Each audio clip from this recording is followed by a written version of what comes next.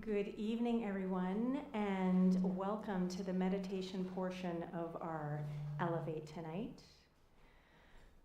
So as we transition into a slightly different vibe, I just remind everyone, if you haven't done so already, please turn off your devices, put them in airplane or do not disturb mode, just so that we don't get any additional dings or pings to distract us from our work. But even so, as you're doing that, let's just take a few moments to arrive. Take a few moments to land. Take a few moments to allow our bodies to settle. Allow our minds to soften. To start letting go of everything that has come before right here, right now. Let go of any concerns or to-do lists for the future. And allow ourselves the opportunity to be more fully present right here, right now. And if you haven't done so already, I invite you to close your eyes or lower your gaze, whatever it is that feels nourishing and supportive. Whatever it is that allows you to let go of visual distractions that might be vying for your attention. And allow your senses to open up to the organic, spontaneous soundscape about to be offered from our Elevate Trio.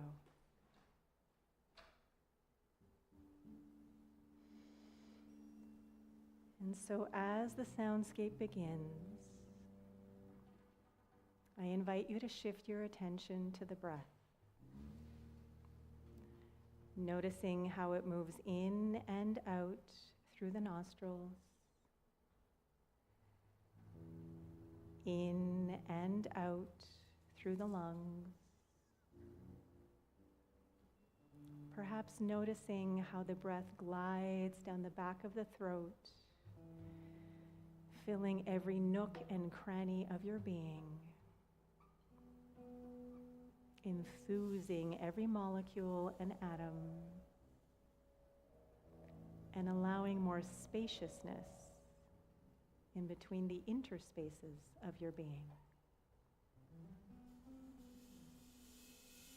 And so as we continue arriving, as we continue letting go, I invite you to simply let your body soften and dissolve.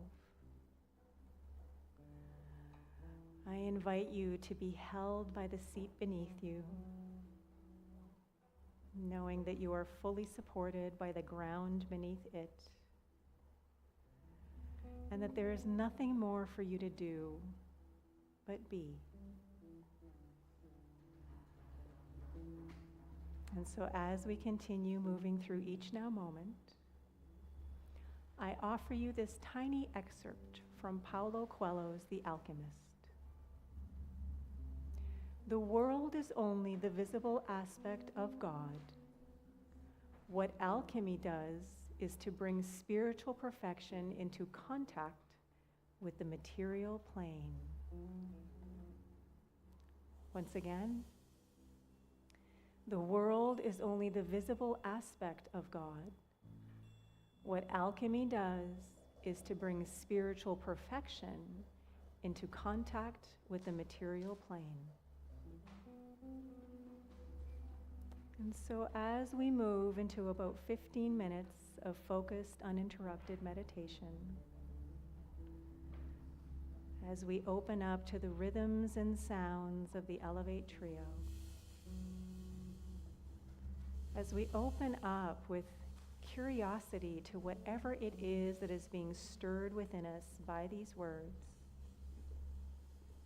I invite us all to simply notice.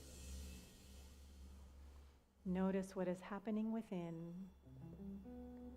and how that might be reflected on the outside.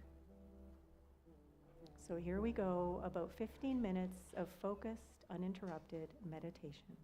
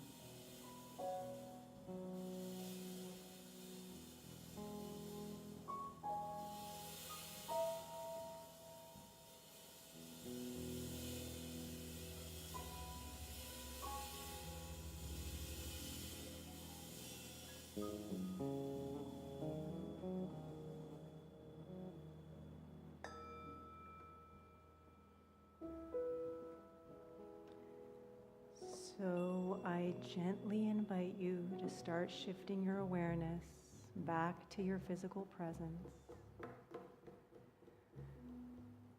allowing yourself the opportunity to become more aware of your body and the skin that you're in,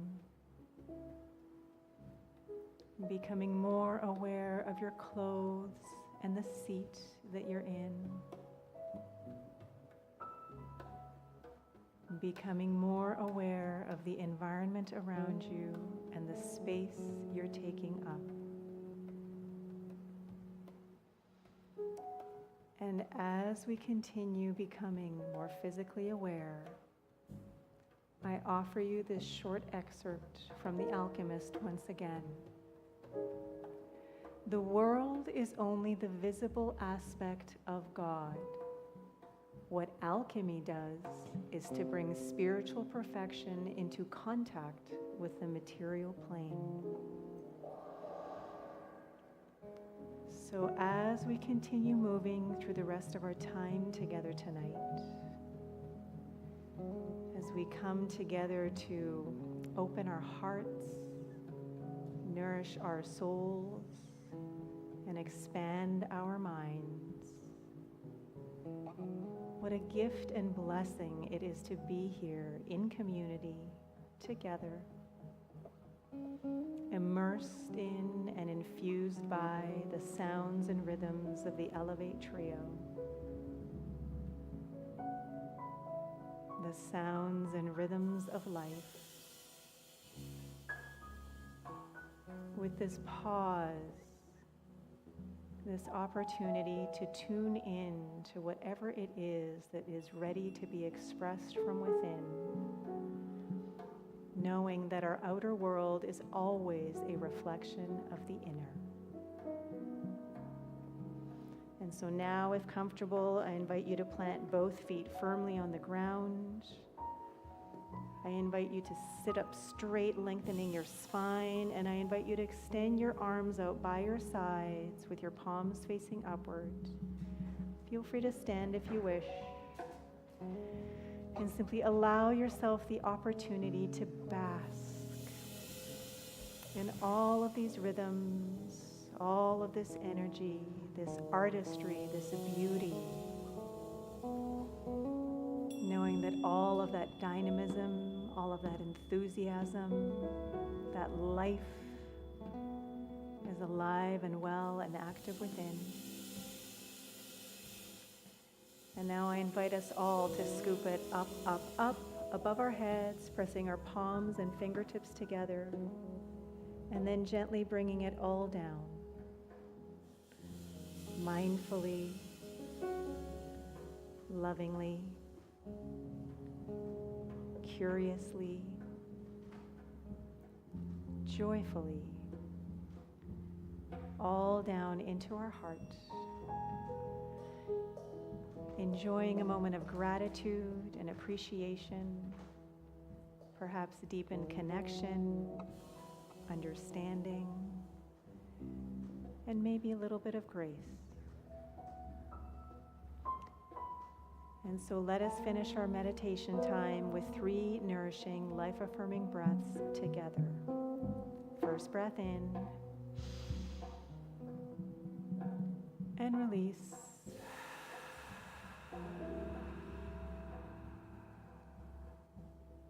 Returning back to your natural breath.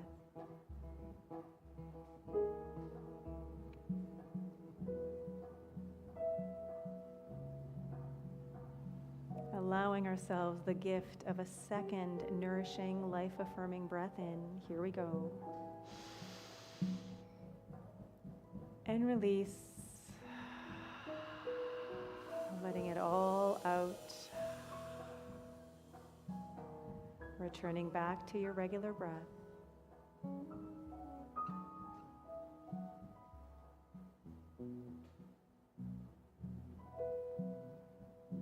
And with this third breath, I invite us all to receive the biggest, most nourishing, life-affirming breath in yet. And at the top, we're going to hold. Breathing in and hold. Taking in an extra sip if you can. And just be.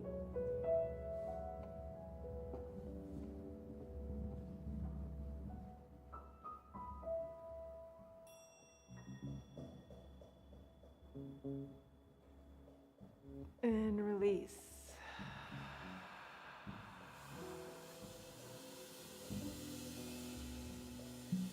Returning back to your regular breath.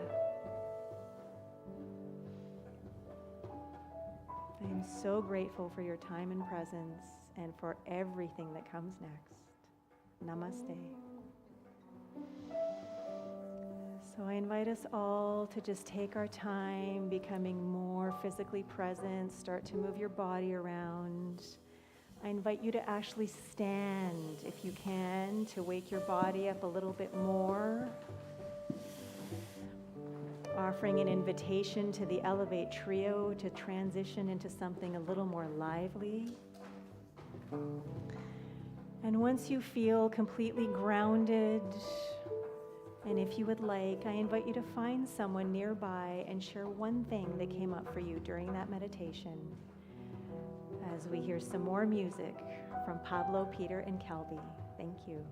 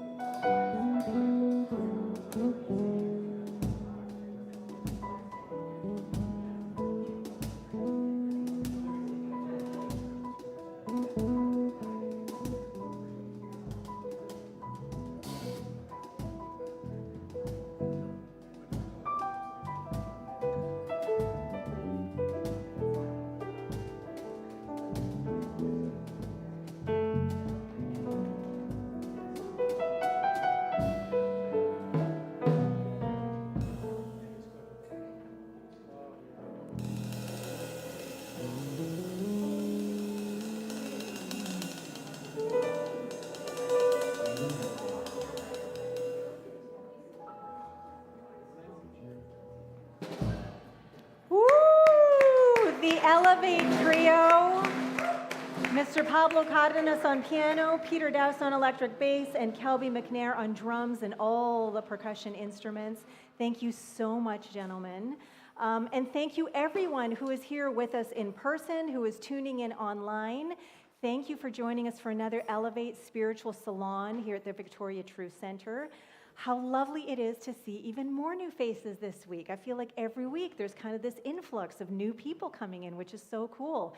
And so I'm actually going to bring over my cheat sheet here because I think we have 9 new people here tonight. So I just want to very warmly welcome Neil and Irita. No, hold on. Right there, Neil, Irita, and Louis over there. I'm trying to remember who came in what order. And then there is Ray sitting over there. And then there are Phil and Heather, who are over there in the corner. And then Tony and Ingrid just behind them. And then Jim at the very back.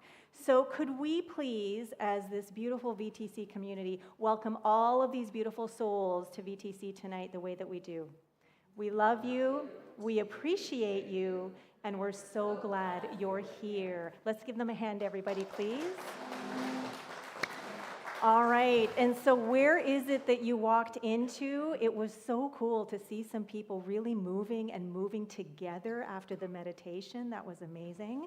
So we are the Victoria True Center, and we are basically here to live life lovingly. And so what we do is we come together in community many times a week doing different things so that we can not only remember who we are, but we can remind each other to show up more fully as who and what we are. And the thing that we believe is that there's only one thing going on. Call it whatever works for you. Here at VTC, we call it love, we call it spirit, source, energy, the quantum field, universe, creativity, lots of things. But the word or the label is so much less important than showing up as that. Supporting each other in showing up as that. And so our Elevate Spiritual Salon is one of those ways to experience and express as the love and the creativity we are through meditation, through music, through conversation, through connection to each other and to self. So how does that sound here on a Wednesday evening? Thursday evening still, oh my God, Thursday evening at VTC, yay for me. Yeah, for those who are new here, it was on Wednesday for over 2 years, and then we switched in June, and I still, man. Anyway, thank you, Peter and Kelby. Feel free to have a seat. There's no music for a little bit, because now we're transitioning into a little bit of a talk that is inspired by the book that we have been following for 14 weeks, The Alchemist by Paulo Coelho. And so the new people here, have any of you read this book? Are you familiar with this book? I'm seeing some hands go up, nodding heads. Okay, fantastic. So this is one of my favorite books of all time. I read it or listen to it or both 1 to 3 times every single summer. I've been doing that for about 8 or 9 years. And every time, even though I have my favorite bits, there is something new that comes out. And it is such a gift every single time. And so it kind of felt like a no-brainer when this was the book that came up to the surface to say, hey, let's be the first book for our new spiritual salon. So what we do here, or what I do during this time, is I recap sort of what we talked about last week. I do some reading, some commentary, some commentary, and then everybody has a chance to get together, and if you would like to, have a little chat about what it is that you're hearing, what it is you're experiencing, through this, through the music, through your Elevate experience. So last week, we're almost at the end of the book, I have to tell you, but last week, the 3 main concepts that came up were, don't give in to your fears. If you do, you won't be able to talk to your heart. If a person is living out his personal legend, he knows everything he needs to know, and that there's only one thing that can make a dream impossible to achieve, and that is the fear of failure.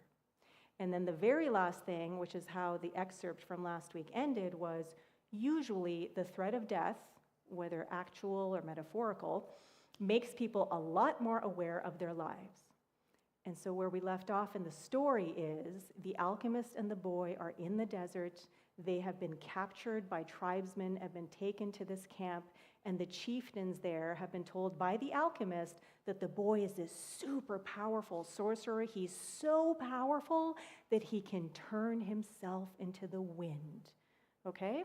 And if he can't turn himself into the wind, then they're willing to give up their lives. Of course, he did all of this without the boy's permission, right? Okay, so day one, the boy is still very much convinced that he has no idea how to turn himself into the wind. But the alchemist reminds him, the world is only the visible aspect of God. What alchemy does is to bring spiritual perfection into contact with the material plane. And so what we are reminded of here is that there is no separation. There is no inner and no outer. It is all one. As is repeated throughout the book, all is one, many, many times. We also are reminded that alchemy isn't just about turning lead into gold, but it is about allowing us the opportunity to more fully embody who and what we are. And so whether we call it love, God, creativity, whatever, it's about feeling that, experiencing that, showing up as that, amplifying it for everyone and everything around us. Now, the boy is wondering why, when there's this threat of life or threat of death, why isn't the alchemist more worried? And he says, well, I already know how to turn myself into the wind, so no problem for me, right? So, day two, the boy is still opening up to how am I going to do this? How am I going to turn myself into the wind? And so he decides to go and sit on a cliff and just listen and talk to his heart. Because by now, he and his heart have become friends. Now, the thing is, though, he knows that as he's sitting there really trying to open up, that both he and the desert can sense his fear. On the third day, the chief met with his officers. He called the alchemist to the meeting and said, "Let's go see the boy who can turn himself into the wind." "Let's," the alchemist answered. The boy took them to the cliff where he had been on the previous day. He told them all to be seated. "It's going to take a while," the boy said. "We're in no hurry," the chief answered. "We are men of the desert." The boy looked out at the horizon. There were mountains in the distance, and there were dunes, rocks, and plants that insisted on living where survival seemed impossible. There was the desert that he wandered in for so many months. Despite all that time, he knew only a small part of it. Within that small part, he had found an Englishman, caravans, tribal wars, and an oasis with 50,000 palm trees and 300 wells. And so as he's sitting there, the desert is wondering, why are you here? What do you want? And so the boy tells the desert of his plight, that the alchemist told these chiefsmen or these tribesmen, chieftains, that he could turn himself into the wind, but that he doesn't know how. But really, he wants to be able to do it because the thing he wants most in the world is to realize his personal legend so he can get back to his beloved Fatima that he met recently, right? So the desert asks, well, what is love? I don't know what you're talking about. I don't understand this. And then as the boy is trying to explain to him about love and how everyone and everything is love and that there's this incredible reciprocity and circulation of love being offered and received with everyone and everything, the desert starts complaining about the fact that the falcons are eating the game that he worked so hard to go and put all over the sands and the dunes. But the boy says to the desert, look, this is the whole reason for you to exist. This is the whole reason for your being. You created the game to nourish the falcon, and the falcon then nourishes man. And eventually, many will nourish your sands where the game will once again flourish. And so the desert agrees to help the boy, but he says, you know what? I can only offer you my sands. I can't actually turn you into the wind. For that, you're going to have to go and talk to the wind. And so he tells the boy to go and talk to the wind. Let me find where the boy is talking to the wind. All right. So the boy begins talking to the wind, and he says, we're the same thing, you and I. And the wind is like, no, that's not true. And the boy says, I learned the alchemist's secrets in my travels. I have inside me the winds, the deserts, the oceans, the stars, and everything created in the universe. We are all made by the same hand, and we have the same soul. I want to be like you, able to reach every corner of the world, cross the seas, blow away the sands that cover my treasure, and carry the voice of the woman I love. I heard what you were talking about the other day with the alchemist, the wind said. He said that everything has its own personal legend, but people can't turn themselves into the wind. Just teach me to be the wind for a few moments, the boy said, so you and I can talk about the limitless possibilities of people and the winds. The wind's curiosity was aroused, something that had never happened before. It wanted to talk about those things, but it didn't know how to turn a man into the wind. And look how many things the wind already knew how to do. It created deserts, sank ships, felled entire forests, and blew through cities filled with music and strange noises. It felt that it had no limits, yet here was a boy saying that there were other things the wind should be able to do. And so then the boy has to tell the wind about love. And the wind listens, and he says, well, I've overheard talk about love from the people that, have been in the towns that I've blown through from time to time. But he says, you know what? I don't know enough about it, and I also can't help you by myself. But I can help you if you go and try and take a look at the heavens, and you talk to heaven. And so he says, I will blow harder so that the sands can blow harder, and that's exactly what happens. And so the wind blows so hard, all the sands come up and block out the sun so that the boy can finally turn up to the sun and ask the sun for help. And as the wind is blowing, then the sands are all over the camps, and the men are starting to get afraid, and the horses are starting to fly away from their tethers and all sorts of things. But the chieftain is looking at this, and the alchemist is looking at this, knowing what is taking place. And so the boy turns, and he talks to the sun. And after the sun tells him, I know all about love. This is what love is for me. The boy says, no. It's not love to be static like the desert, nor is it love to roam the world like the wind. And it's not love to see everything from a distance like you do. Love is the force that transforms and improves the soul of the world. When I first reached to it, I thought the soul of the world was perfect. But later, I could see that it was like other aspects of creation and had its own passions and wars. It is we who nourish the soul of the world, and the world we live in will be either better or worse, depending on whether we become better or worse. And that's where the power of love comes in. Because when we love, we always strive to become better than we are. So what do you want of me? The son asked. I want you to help me turn myself into the wind, the boy answered. And so the sun is supposedly the wisest being in creation, but here the sun is also stumped. And so the wind, overhearing this conversation, starts howling with delight because the wind is like, oh my God, the sun is supposed to be this know-it-all, and even the sun can't turn the boy into the wind. The sun has its limitations too. And so the wind is excited. It screamed with delight and blew harder than ever. The tents were being blown from their ties to the earth, and the animals were being freed from their tethers. On the cliff, the men clutched at each other as they sought to keep from being blown away. And so then the sun tells the boy, you have to talk to the hand that wrote all. That's who can really help you. And so the boy's like, okay.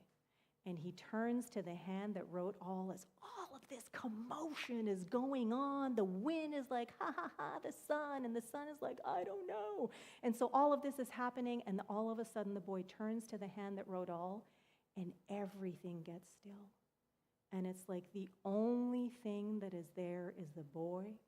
And instead of asking questions, instead of offering any kind of beseeching or begging, all of a sudden, a current of love rushed from his heart. And the boy began to pray. It was a prayer that he had never said before because it was a prayer without words or pleas. His prayer didn't give thanks for his sheep having found new pastures. It didn't ask the boy be able to sell more crystal. And it didn't beseech that the woman he had met continue to await his return. In the silence, the boy understood that the desert, the wind, and the sun were also trying to understand the signs written by the hand, and were seeking to follow their paths and to understand what had been written on a single emerald. He saw that omens were scattered throughout the earth and in space, and that there was no reason or significance attached to their appearance. He could see that not the deserts, nor the winds, nor the sun, nor people knew why they had been created, but that the hand had a reason for all of this, and that only the hand could perform miracles or transform the sea into a desert or a man into the wind. The boy reached through to the soul of the world and saw that it was a part of the soul of God. And he saw that the soul of God was his own soul, and that he, a boy, could perform miracles. And so at the end of the day, the men were terrified at the boy's sorcery, but there were two people who were smiling. The alchemist, because he had found his perfect disciple, and the chief, because that disciple had understood the glory of God. And so in this portion, what we are reminded of is that in the end, even when we ask for and receive help from external sources, from community, from people we know, from resources, from opportunities, experiences, ultimately, in order for us to truly walk our path, to realize our dream, to realize our personal legend, even with all of that being helpful, we need to turn within. We need to remember who we are, and we need to anchor ourselves in that knowing, that certainty that love is our true nature, and this is what we need to show up as and allow to guide us every step of the way. And so from the outside, it kind of looked like a miracle that the boy was able to turn himself into the wind. But in truth, or from a spiritual perspective, this was spiritual perfection being brought into contact with the material plane.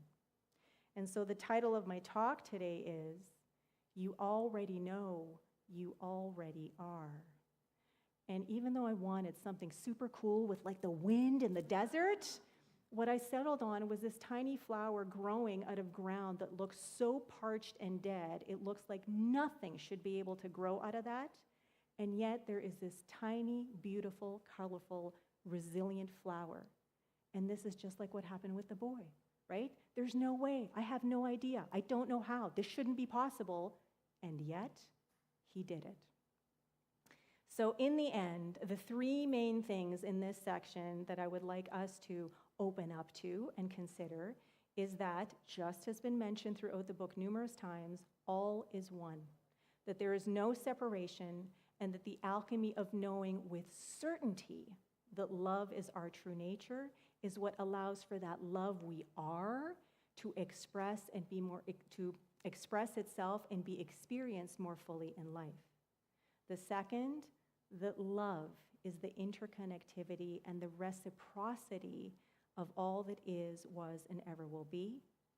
And the third, that no matter how much we ask for help and receive help from external sources, ultimately, when we learn to trust that we already know everything we could ever possibly require to navigate even the most challenging experiences or circumstances, the love we are at our core will always guide and support us every step of the way.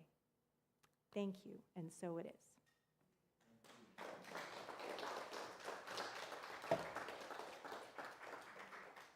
And so now is an opportunity for some conscious connection. So if you would like to spend some time with someone in conversation, connecting about what you just heard, what you've been experiencing at tonight's Elevate, then I invite you to just circle around, a table with 2 or 3 or 4 people, and we'll have about 10 minutes or so. And when the time is up, I will ding the meditation bowl to come back. If that's not your jam, there is an interactive table over there, or go and make yourself some tea, go and hang out outside for a few minutes. But either way, I will ding that meditation bowl when it's time to come back, okay? And then there will be more music from the Elevate Trio. Thank you.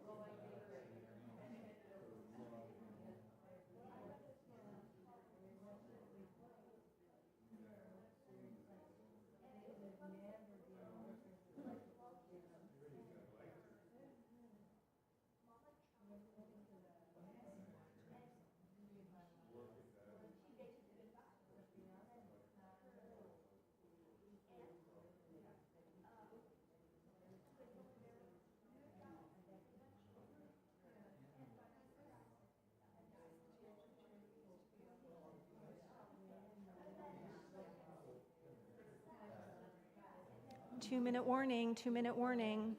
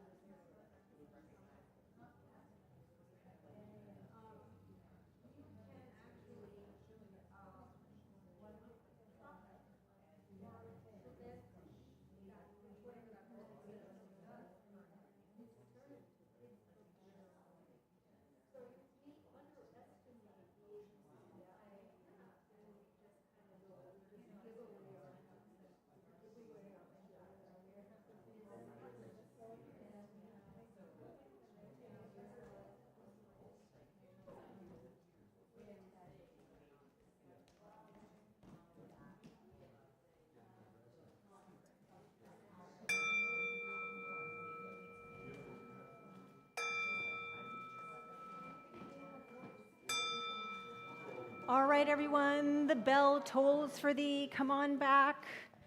Thank you for your engaging conversations. What's happening here? All right. Okay, so as you are all coming back to your tables, I'm going to hand out the You Are Beautiful blessing box.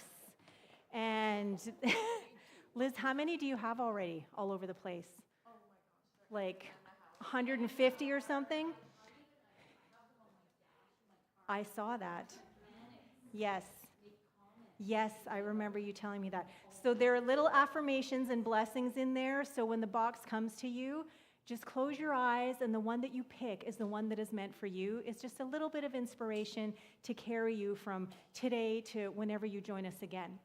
Now, If you are interested in any other events that are happening at the Victoria Truth Center, here is a list of what was happening in August. There are tent cards on all of the tables that have a QR code. You can go to our events page on the VTC website, and anything that you're interested in, just click on it, a pop-up window will come up, and you can find out everything you need to know about that particular event. But some things coming up. Tomorrow is our very last of the summer Spirit of Jazz and Soul concert series, which has been such an extraordinary experience, an amazing event, and we're closing it out with such an incredible powerhouse trio. Kelby, tell us about them. Well, so glad you asked. We have a wonderful group for you tomorrow. Features, well, it's led by the great, truly a character on the drums. He started touring, maybe he even left high school. We can just kind of add to the folklore around him now. In high school, he started touring with David Gogo, a great blues musician, and traveling all across the country. And he grew up playing with Brooke Maxwell, who will actually be here in the second So Jazz series. Grew up in Parksville and has just played every style you can possibly imagine. He's a truly unique voice on the drums, an uncompromising artist. His name is Damian Graham, and he'll be here with the wonderful bassist Joey Smith and a pretty magical, virtuoso, Hungarian-born pianist named Attila Fiás. So please come back tomorrow night, 7 p.m. here for the Damian Graham Trio featuring Attila Fiás. You won't be disappointed. I have no idea what they will do, but it will be magical. Was there anyone here on Sunday at Celebrate when Damien did his little 30-second, this is what we're going to play? Oh my God, it was amazing. He was using his entire body on like every single component of that drum kit, and the rhythms and the beats and the syncopation. Oh my gosh, it was something else. So I am so, so excited for this trio tomorrow. $20 donation, all the proceeds go to the artists. This is our way of supporting Victoria musicians while Herman's is closed for renovations. And we are going to continue with a new series starting September 18th. There are actually some flyers on all the tables that you can see. If you want to take one with you and post it somewhere, feel free. All right. Every third Saturday of the month, 90 transformational breathwork right here with me. If this is something that you are interested in or even curious about, wondering what the heck is that, please come to me afterwards and ask me, and I will tell you all about it. Alternatively, you can go onto the website and you can check on the events page and find out more about it. Our community picnic, whether you are a member or you are an attendee or just curious about, hey, who is this community called VTC? We are having our very first community picnic this Sunday after Celebrate, and it is happening from 1 to 4 p.m. at Beacon Hill Park across from the Children's Farm and Petting Zoo.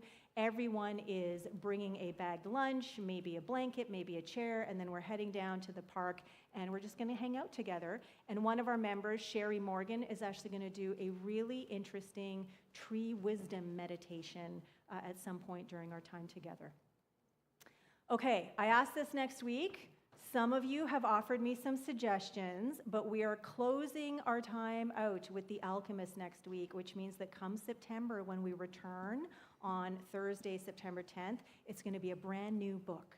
So I'm asking you, what should our next book be? I already have some ideas, but I want to hear from you. Okay, so if you have some ideas, let me know, and then I will make the announcement next week. All right, Spirit of Giving Challenge. Here is our beautiful silver abundance bowl.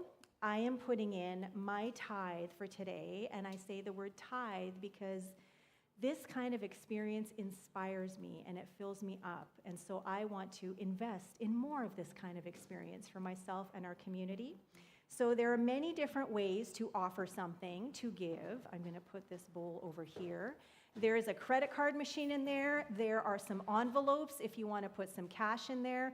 If you do it because you want to be credited, so make sure you write your name and everything on there so that you can get a credit for the donation. If you're just putting in money, you don't need to put it in an envelope. And then you can also do an e-transfer, and there is information on the little tent cards. One of the sides says all the different ways that you can donate. But the beauty of this Spirit of Giving Challenge is that we give in love as we are inspired by our community and what's happening here. And then every time someone donates, there is an opportunity. Your name goes into a draw. And once a month, once it's Celebrate on Sunday morning, once at Elevate on Thursday evening, we draw a name from here, and then those two people get to decide where VTC donates the following month. And so far, we have had donations made to the Rainbow Kitchen, to the Women's Transition House, to Kids Sport, to the Wilderness Committee, and I know that I'm going to be donating, or I choose to donate to Tennis for Kids, and then there's one more for this month that's going to happen. So the more you give, the more chances there are for your name to be drawn, but this is also a way for us to build community together, all right? So please give generously. This is how we support and share the love that we are. And as the Abundance Bowl is going around, then we actually get to hear some more music from the Elevate Trio.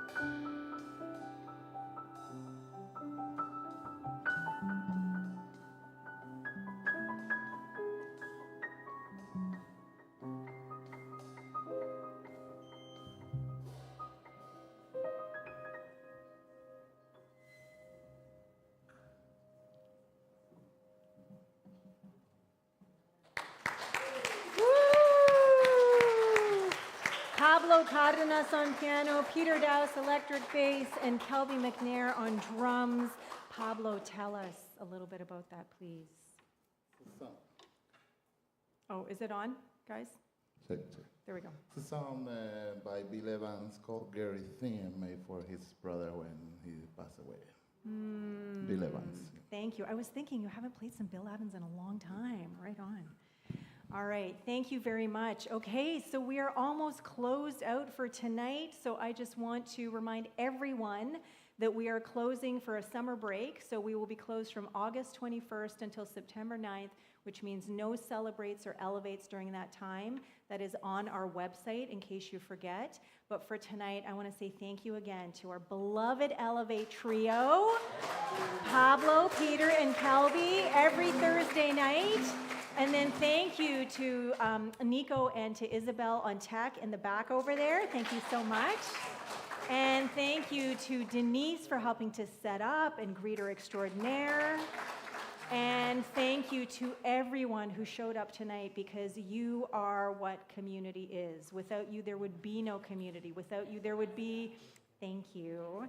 Without you, without us, there would be no one to receive this incredible, amazing artistry and gift of love that is offered every single Thursday. So thank you for the love that you are, and let's celebrate with some more music from the Elevate Trio. Thank you.